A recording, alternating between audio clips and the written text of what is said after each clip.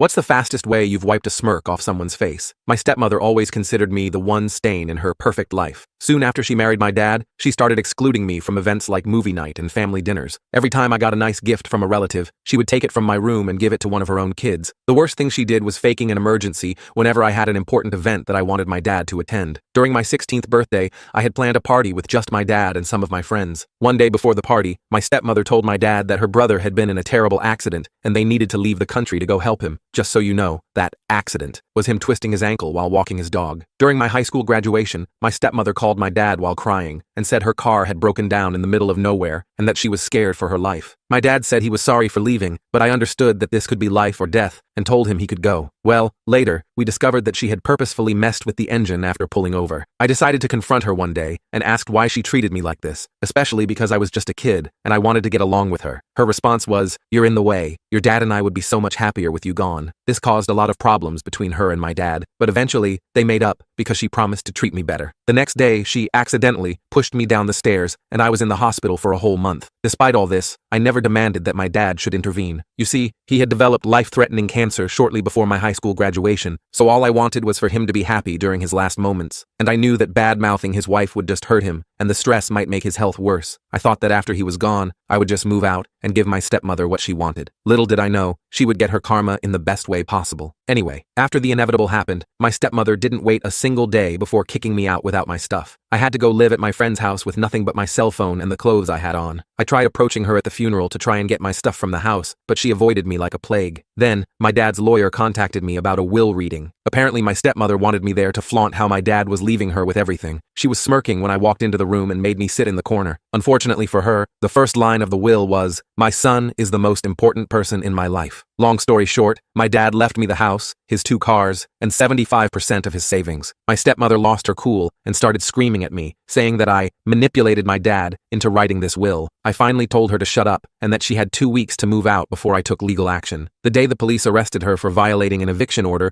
was probably one of the best days of my life.